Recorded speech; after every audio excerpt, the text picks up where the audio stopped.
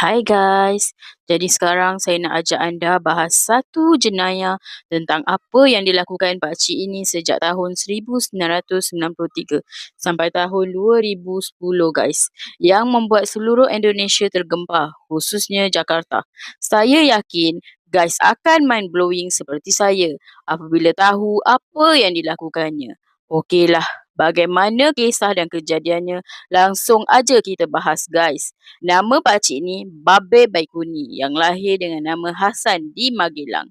Dia berasal dari keluarga petani yang susah secara ekonominya, yang hidup dengan serba kekurangan, ditambah dengan cara didikan orang tuanya cukup tegas, yang membuat masa kecilnya boleh kita cakap kurang bahagia, berbeza dengan anak-anak yang lain di usianya.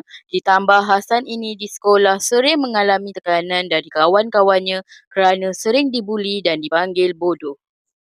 Kenapa dia dipanggil sebegitu? Kerana dia selalu tak naik kelas. Bahkan di usianya yang sudah 12 tahun yang seharusnya dia mengambil peperiksaan SMP, tapi masa itu dia masih duduk di kelas 3 SD. Lebih parah lagi dengan reaksi orang tua Hasan yang memang menganggap Hasan anak yang memang bodoh dan memalukan keluarga kerana tidak pernah naik kelas.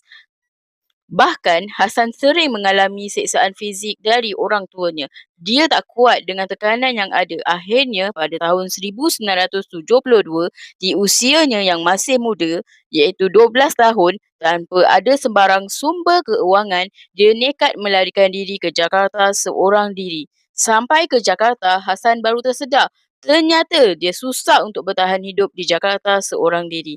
Tiada sumber kewangan dan kenalan rapat. Akhirnya di Jakarta, Hasan menjadi budak gelandangan bertahan hidup dengan cara bernyanyi di tepi jalan. Di Jakarta Pusat. Tapi tekanan hidupnya tidak sampai di situ sahaja.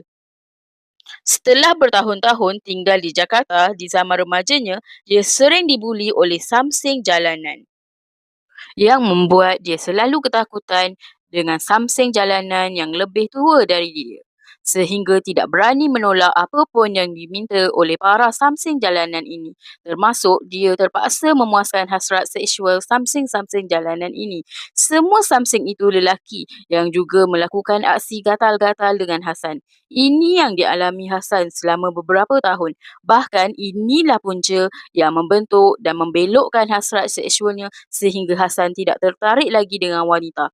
Tanpa dia sedari, tapi di tengah-tengah penderitaan hidup di Jakarta, ternyata ada satu bapa-bapa yang bernama Saputra